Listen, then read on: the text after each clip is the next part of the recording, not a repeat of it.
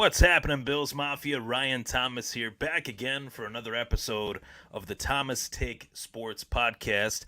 And once again, I am joined by a great buddy of mine, the Buffalo Nerd himself, Colt Schroeder, the Buffalo Nerd Sports Podcast. What's going on, Colt? Yeah, what's up, Ryan, man?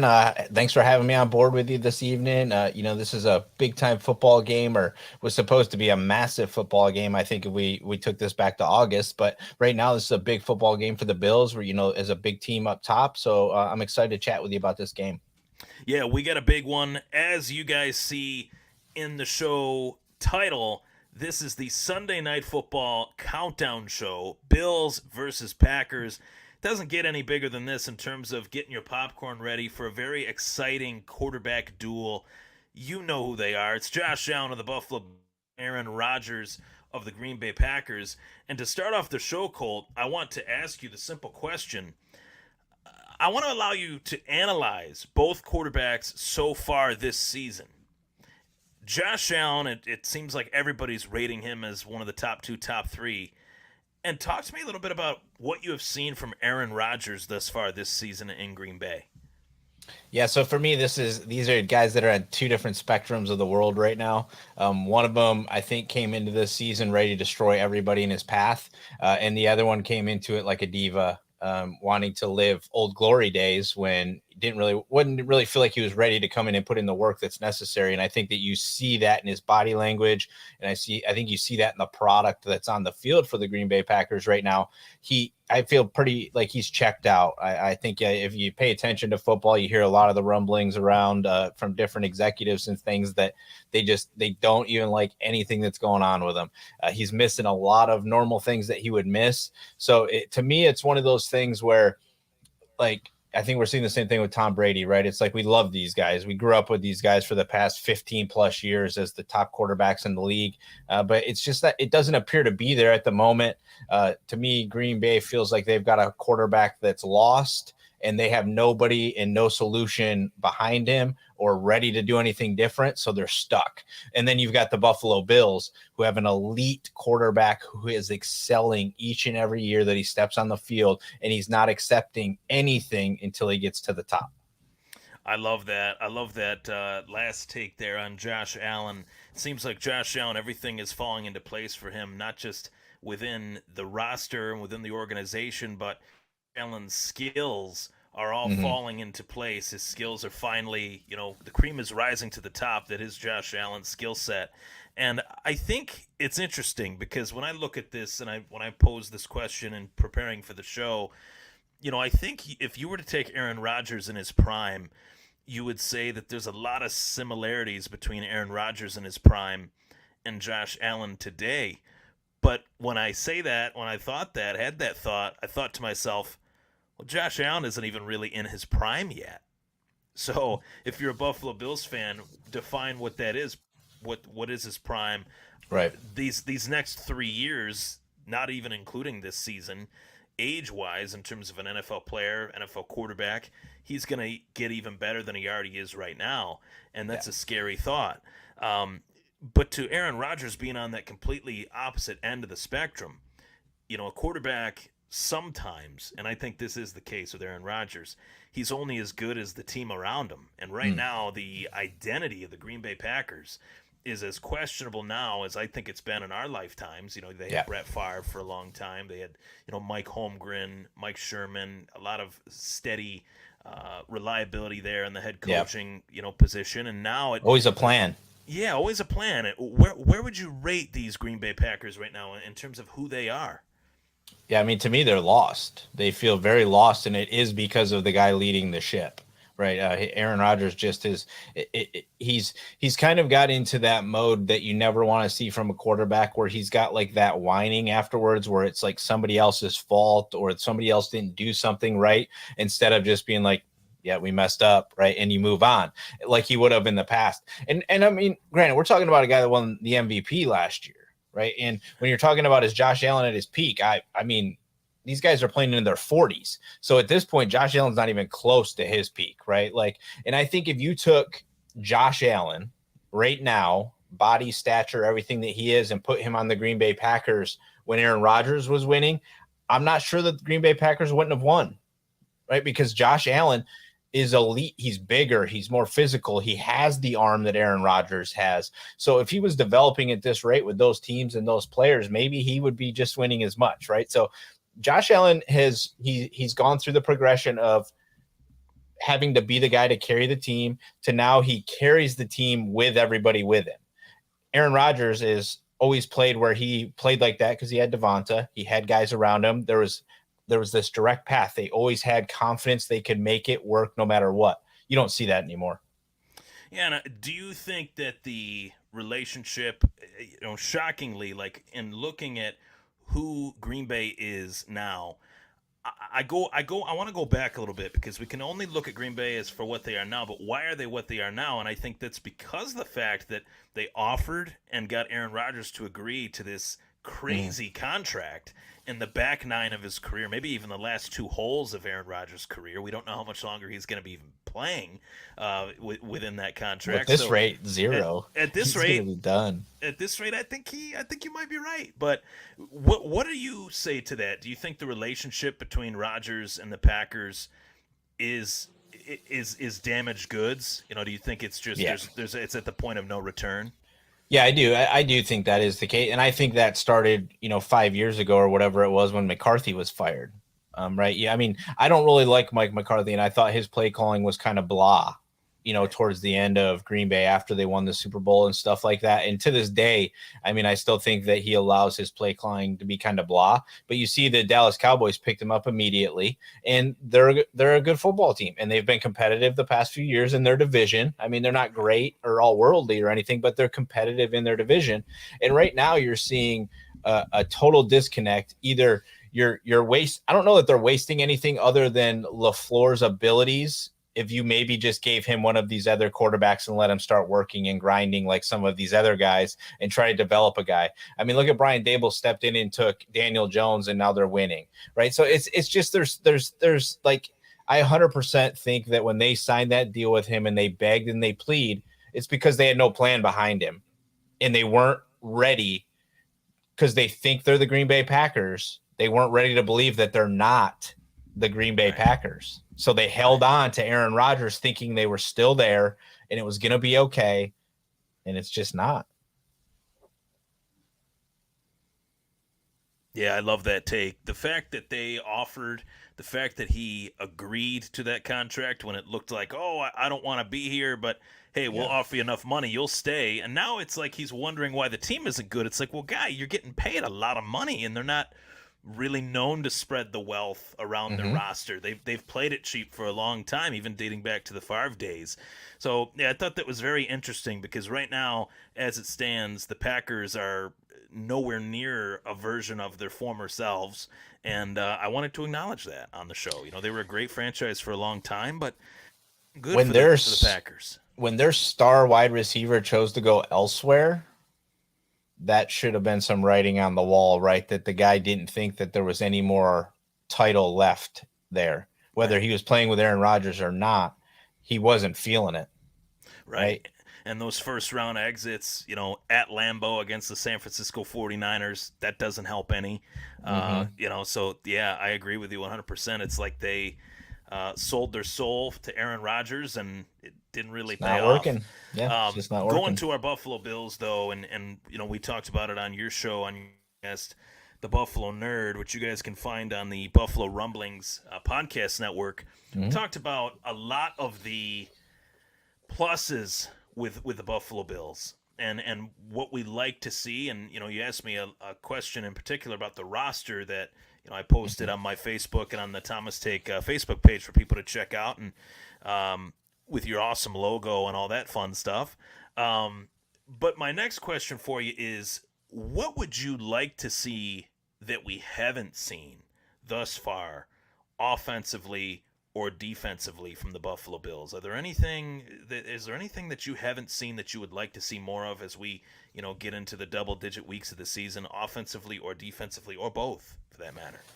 Yeah, I mean, realistically, for me on the offensive side of the ball, it's just the health of the offensive line. I'm always the consistency. The longer you can have it there, that's great. I love our depth right now, and I'm okay with the idea that we can piece somebody in. But I would like to go into the off season and the rest of this stretch with the same five guys playing, gelling, really molding into an elite unit, because I think they've played very well this year so far. They're asked to pass block a ton, obviously, right? But there is that transition that has to take place at some point during the season where we run a little more, right? It's not a lot, but I just want to see some consistency there in the offensive line. But besides that, our depth it's looked very, very good. I mean, we'll see. I mean, hopefully we don't get stretched any thinner than we really have been, because we've been stretched pretty thin at points in this. But offensively, that's really all for me. I just want to see that really gel.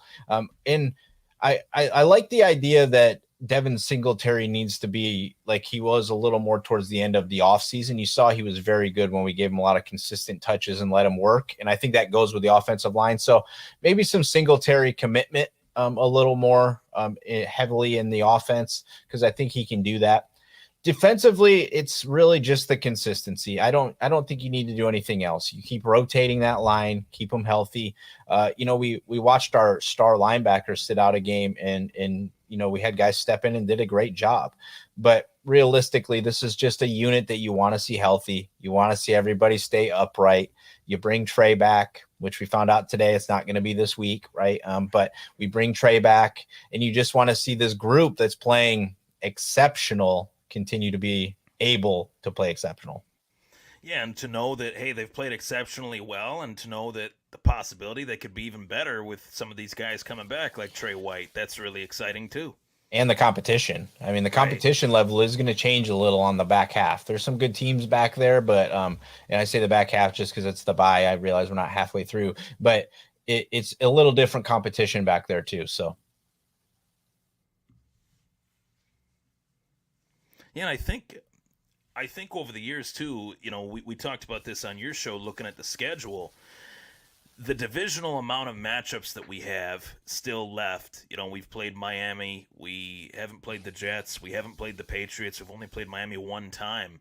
And that's a big chunk, of your season that can dictate where your season ends up. mhm. Granted, I think the Buffalo Bills are the best team in the AFC East. I think they're the best team in the NFL for that matter. But Right. we got to get past those divisional teams, because it's if we know one thing, if you go back and look at these last, especially in the draft, it's almost like these teams draft against one another, knowing, hey, we play each other twice. If this team drafts a corner, we're drafting a wide receiver. If this team Mhm. drafts a defensive tackle, we're drafting a good offensive lineman.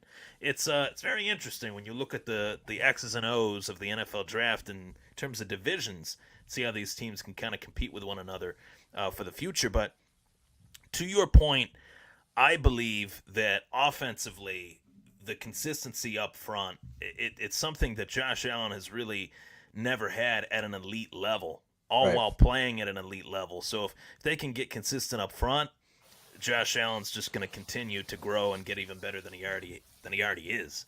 So I love that take. So follow Colt on social media. You see it right there, Colt_Schroeder, the Yep. Buffalo Nerd Sports Podcast on the Buffalo Rumblings Podcast Network. I love to plug my guest shows because it's great. He does a great job, folks. You tune into his show. He's got a lot of interaction with fans.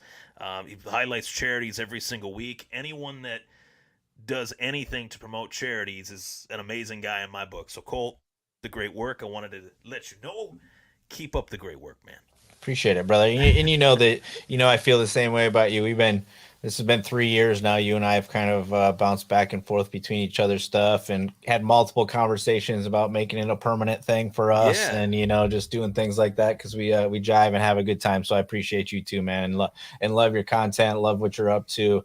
I love your grind and your hard work. Right, it fits 100% in with the Bills Mafia and the Buffalo community. So it's great. I love that, man. That's an amazing compliment. Much appreciated.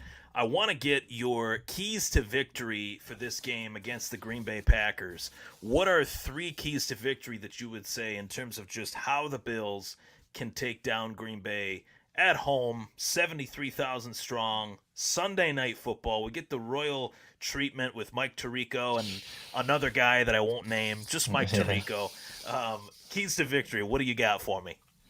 Yeah, for me, this is it. This game is it's one of those things. If you look at this Green Bay Packers defense and you look at their numbers and you look what they allow, they're middle of the pack, right? They don't really like they're 17, 18 as far as what they can do. Their pass defense is rated number one right now. And I think that you could probably look at that and be like, okay, maybe that's going to be a problem, right? But they've played Minnesota, Chicago, Tampa Bay, the Patriots, the Giants, the Jets, and the Commanders. Zero good quarterbacks as far as I'm concerned, right? They have not played an elite level quarterback. So for me, do not allow Aaron Rodgers, because I don't know if you see what's happening here. He called us out already, right? Like he's like, well, maybe this is the best thing for us. He's doing classic Aaron Rodgers where he's like playing it to that way. If they come in and do something surprising, he looks all world again, right?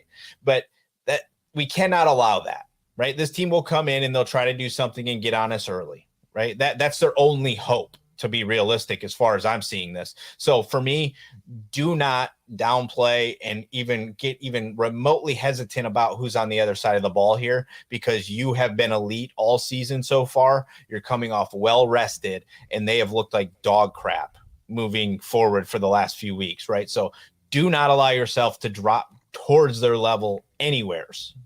Besides that, keep Josh Allen upright. One of the things that you mentioned within that just spawned something in my head, conversation-wise, and hope I didn't interrupt you. I had a couple seconds of a delay there. Sorry about that. Where is this Green Bay Packers run game that we thought we would see, right? With Aaron Jones and A.J. Dillon, and they're throwing 40, 50 times a game with Sammy Watkins and a couple scrubs at receiver. I mean, what's your take on that? Do you think we could see that's their offensive line? Yeah, so that's what I don't want to let happen here, right? Is this team has not done anything good. They've got two very good running backs, right? But you shouldn't have any concern about their wide receivers, right? At this point. So basically the only thing that could hurt you here is Aaron Rodgers and the backs.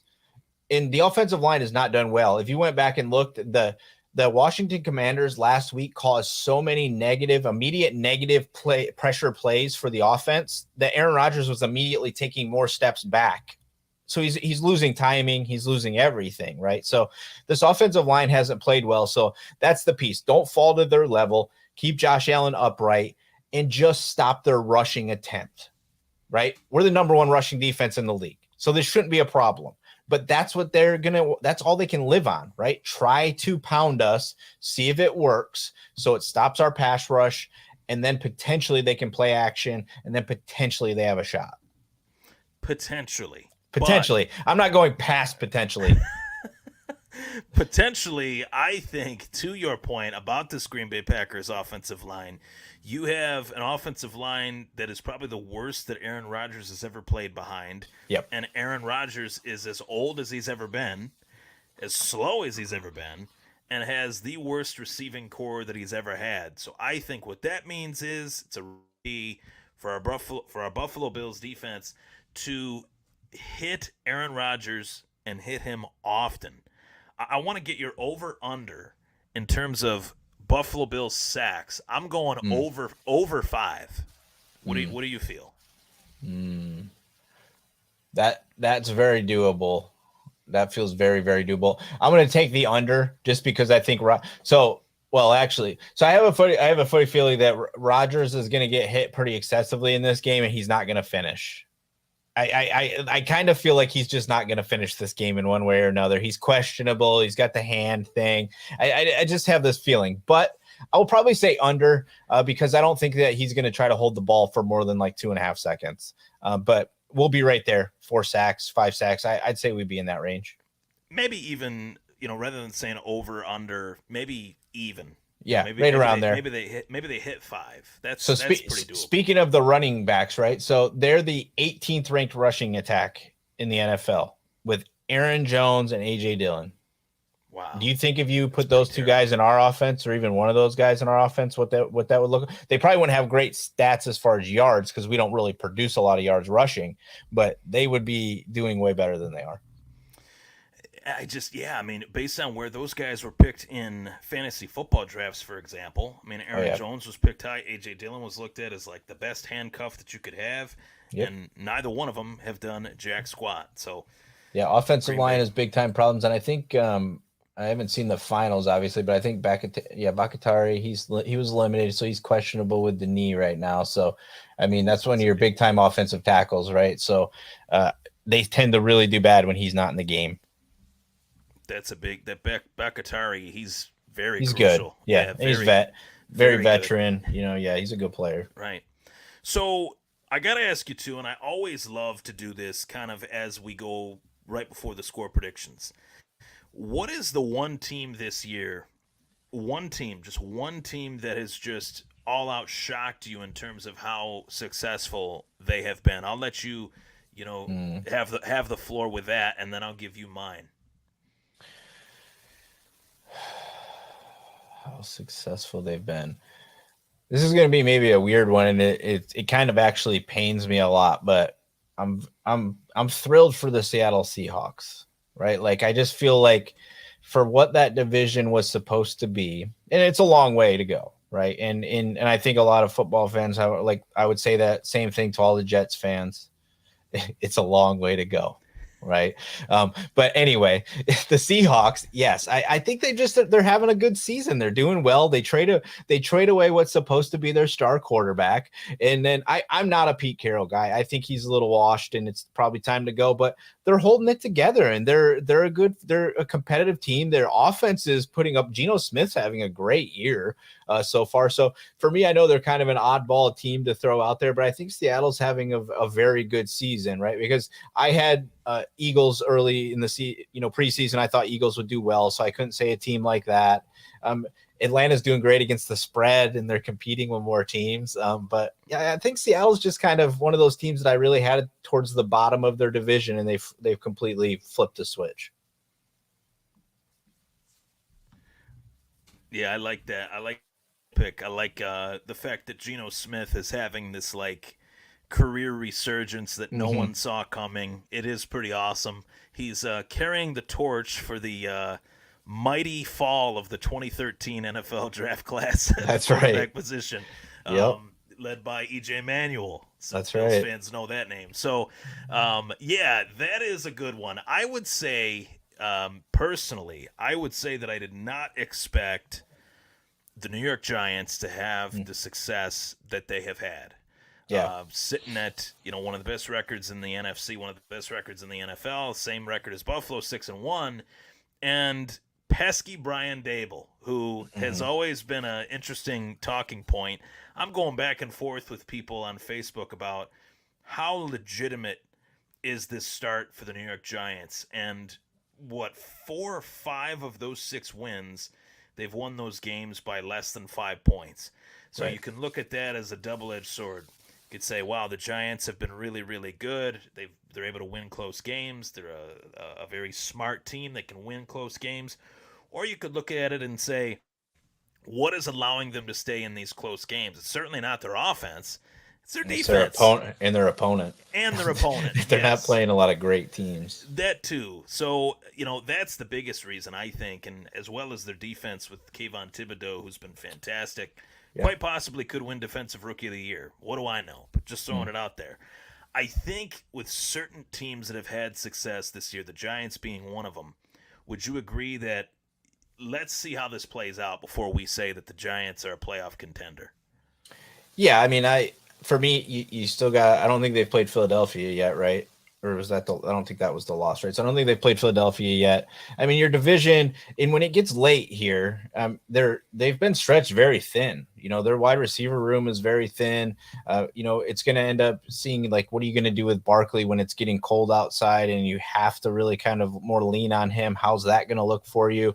So I definitely think that they may make it just because the rest of the NFC has been fairly rough, or I feel like a lot of it's going to finish around 500 and they've got themselves a nice little cushion. But yeah, to me, do you look at this like Brian Dable's ready to roll with Daniel Jones, and this means that the franchise is going to keep Daniel Jones around. Like this, there's still a plan to move on here, right? And this is just a miracle season that's happening. I mean, it happens. Like, see Cincinnati Bengals going from worst team in their division and crap to they're in the AFC Championship and playing the Super Bowl. So it's possible for a team to just, you think about who they're playing, where they finished, who that means they match up against. They're playing kind of lower quality teams really at this point too. So I'm happy for the, Dabs, I love the guy. I think he was great for us and I'm happy that it's going well for them, but I mean, they might make it. It's just, it's going to be tough. I mean, they've got two other good teams in their division and yeah, I don't know. Where are you on it? You think they're playoff quality? The Giants? Yeah. I don't. I really Yeah. don't. And I question why anyone would maybe this will make me come off as a little bit of a hater. Maybe it will. And if it does, it is what it is. But it's I've watched more. You got to think of it this way. We have watched, at least I have, in this market of New York State, I've watched more New York Giants football games at 1 o'clock than I have Bills games this season, because the Bills started their season on this primetime stretch where the Right. Giants were playing Sunday, 1 o'clock CBS or 4 o'clock on Fox. I've watched these games, and yes, they're finding ways to win. They've been impressive, but it's not necessarily Brian Dable's offensive genius that's Right. leading this team to victory every single week. I would say it's Don Martindale's defense that is They played actually very well. doing very, very well. And that Giants defense last year was one of the most atrocious units in NFL defensive history. So the fact that they Here's their numbers for you. Okay, so here's their numbers for you. Let's get the so, numbers. So right now they score the 18th most points in the league. They allow the they're allowing the sixth lowest in the league as far as points go. Their pass yards, they're ranked 30th. Rush yards, they're ranked second. Defensive pass yards, they're ranked 15th, and defensive rush yards, they're ranked 28th.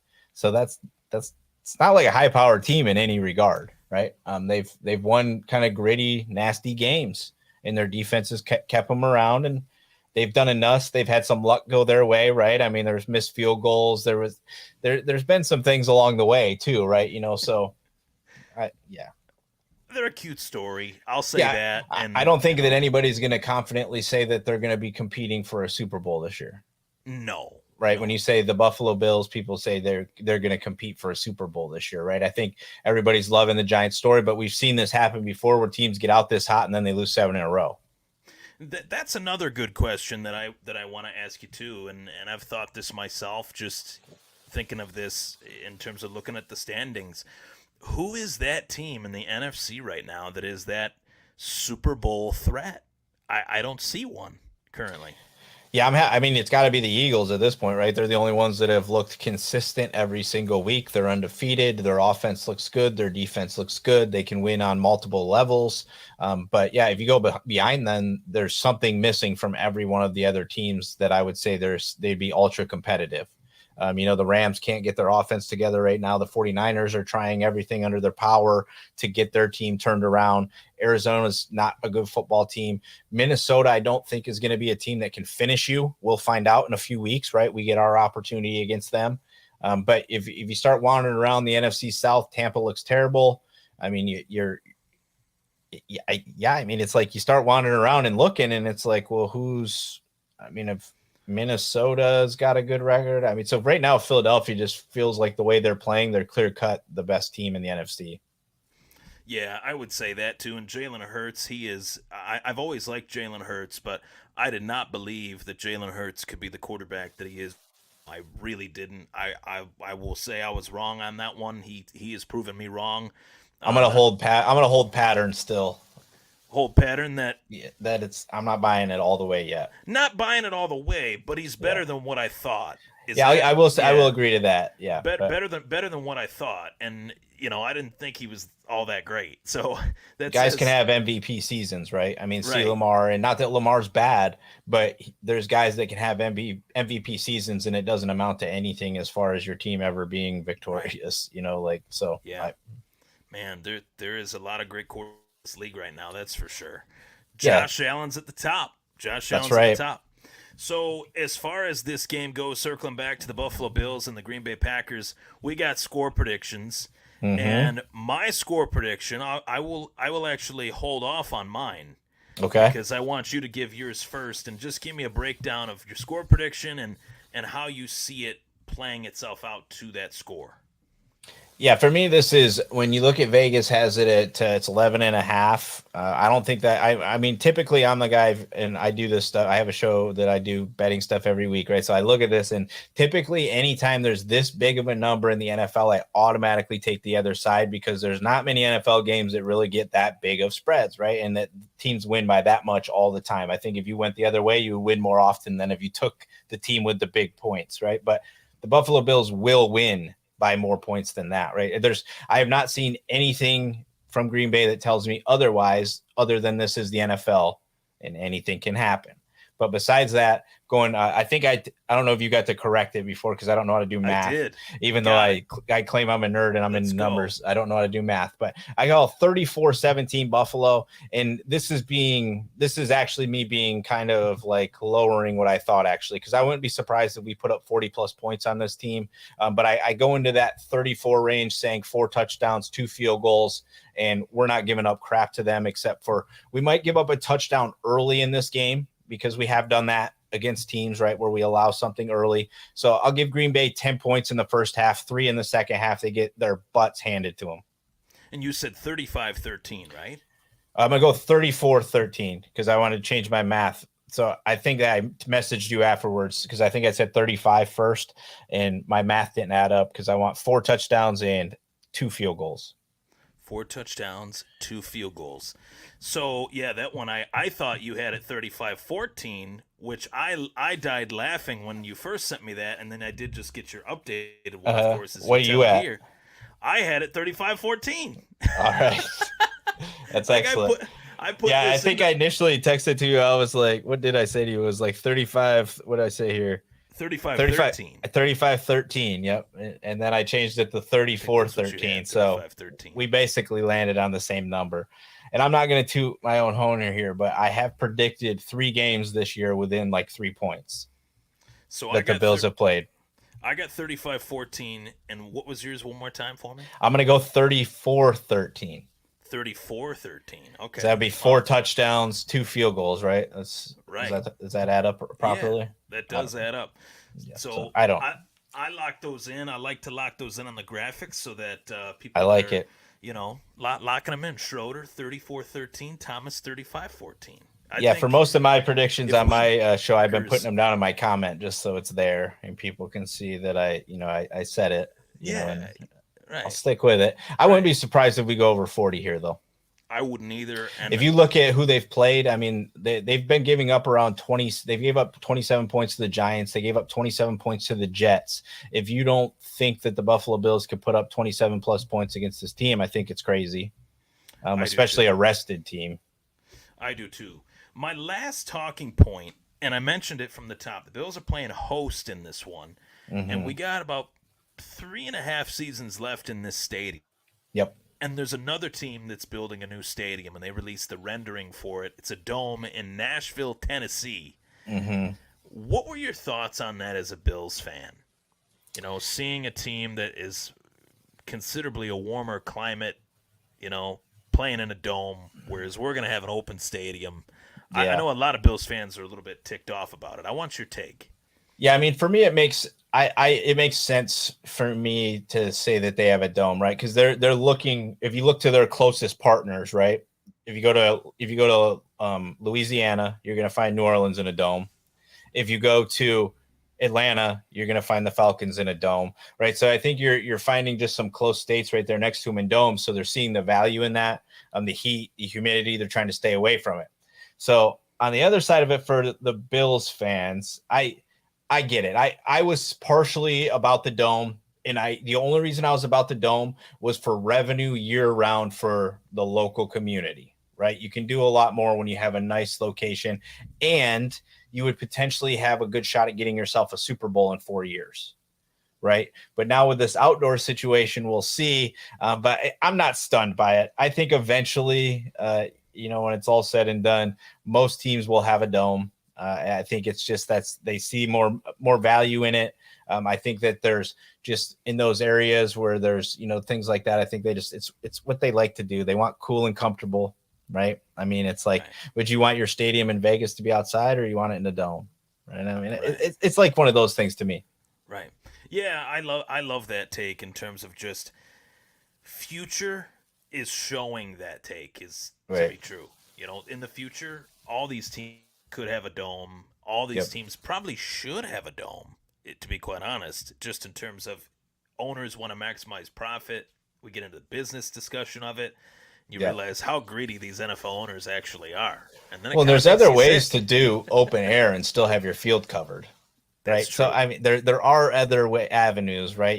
There's things where you just open up, leave one side open, and that's technically open air, right? I Hmm. mean, you could have the whole thing covered minus one side, and that's open Right. air. So I mean, we'll see what the final decision of it really boils down to and what it looks like. But yeah, I mean, it's tough. But I think in the same regard, the old school Bills fan is like, we want a little bit of the conditions in it, right? And eventually, this, if you're talking about the stadium being there 50 years, 60 years, 70 years, plus like what's been there right now, it's not always going to have Josh Allen. So I get the concept of wanting your quarterback that's legit in a dome, right? But yeah, he's not going to be here forever, right? That's So true. That's true. Unfortunately, that is right, sad but yeah, I true. mean, yeah, It he's is got to what it retire is. eventually. Maybe, I don't know. Who knows? In 15 years, they might create something where we just embed it in him, and he never has to not grow or age or anything, and he plays forever. Thought of Doug Whaley's prediction about robots playing football Yeah, when you right. said, Like, who knows? So we'll see. Give it time. "Oh man, Wade might still pull it off in the end and make us all look foolish. he might, he might." So you love to do the prop bets, like stuff Yep. like that, like statistics wise, in terms of single players, like Dawson Knox over 5 catches, Hmm. Josh Allen over 200 yards. Who are some guys over 400, quite possibly? 200 would be low for Josh Allen. Yeah. Who would you say that you have, would say is easy money to bet on for Bills Packers game in terms of putting some bets down? I would look. I haven't looked at the numbers yet on the Bills because I tend to try to stay away from the Bills for a lot of things because I already don't want to be too. I've already invested in the game, right? So I don't want to be overly invested because I've already got fantasy on top of that and everything else. So sometimes I stay away from them. But I would look at Devin Singletary's rushing number this week and see what that's going to be. And if it's a number that's in that 40 range or low 40 range, I would take the over on that. I think that he finds a way to get more involved this week, and I envision us being up, and that should result in a little more running on the back half. But I tend to, every week when I do my show for that, I pick one quarterback, one running back, one wide receiver, and one tight end from around the league, their prop, and I choose the side. So the last 2 weeks, out of those, I went 7-1. So we've been having some fun doing it. It's been going good. Last week, the only one that we lost on was Amari Cooper. We had him over 4.5 receptions. He finished with 3. And besides that, we had Harrison Bryant, the tight end from Cleveland, right? Over 11.5 yards. He caught 2 footballs for 15 yards. And that's about what he averages. So if you go and look at some of these things, there's some easy ways out there. Najee Harris last week, we did over 11.5 rushing attempts. He had 17 in the game. So there's just, yeah, I like to mess around and look at stuff like that, but I tend to stay away from the Bills and a lot of that stuff. I go crazy, splitting hairs, whatever hairs I have left. I split them when I'm doing the prop bets because statistics in football are very tricky, but Mm-hmm. especially as much as I am into football, as I'm into combat sports, mixed martial arts, UFC events, and I've been putting some parlay for the show in terms of Yeah. the last event. I did a 4-leg parlay that the YouTube crowd of the show checked out, and it was looking so good. And then the two big favorites they were all 4 of them that I bet were underdogs, but the 2 bigger favorites out of the underdogs lost. So the guys that were massive underdogs, if I would have just bet those 2 Yeah. and just left it alone, I would have cashed out very well. But Mm-hmm. you live and you learn. Yep. It's a dangerous game, and Too greedy the when number times gets get bigger down. when you add, right? Yeah, that's right. A lot of my player prop stuff I do on like Prize Picks and stuff like that. I don't even go to the 5-player stuff. I'll do just 2 guys and I'll just play it that way. And I try to increase my odds that way, and I spread them out. You don't get that big payday, but I think there's more consistency in winning with 2 people compared to 5, or whatever. Love it. Love it. Well, that wraps up the Thomas Take Sports Podcast. We had an awesome show. Colt and I discussing all things Buffalo Bills versus Green Bay Packers. The Packers, shells of themselves, right? Mm-hmm. Completely and totally shells of themselves, I should say. As well as some betting tips. Yeah. Colt Schroeder, the Buffalo Nerd. Check them out. Colt, let them know where they can find you. Yeah, man. Everybody, just check me out anywhere is at Colt_Schroeder, or just look up the Buffalo Nerd, or just head over to buffalonerd.com. Everything that's kind of the hub for everything. So you can get to the YouTube, the podcast, all that kind of stuff. We do the live show Thursday nights, over at the Buffalo Rumblings YouTube channel. This week, Tyler Dune's coming to hang out, talk about his book, and talk about the Packers. He covered them for a while. So come hang out tomorrow night over there if you guys want. And then, it'll be out later tonight probably, or first thing in the morning. I do my top DFS plays, and then throughout the week we'll have the prop bets, and then the top 4 bets going into the weekend. So you guys can find all that stuff over there. Just follow the buffalonerd.com. I love it, dude. Thank you so much for hopping on. I'll be sure to check out your show with Tyler Dune. I've had Colt on the show multiple times. I've had Tyler on the show multiple times. It'd be nice to watch a show with 2 guys that I've had on my podcast. Yeah, that's pretty cool. Neat, pretty cool. I like it. I'm sure that'll be an awesome show. Tyler's got an awesome book out. It was Amazon's #1 bestseller when it was released. It's killing it. It's a good book. Really well. Yeah. So how tight ends change the game, right? Yep, it's very good. Very good. That's a fact. Colt, thank you so much for hopping on. I'll be sure to tune into your show. I'll be sure to share it. And folks, Bills Mafia, thanks so much for tuning in. I'm Ryan Thomas. That was the Thomas Take Sports Podcast. Go Bills. Go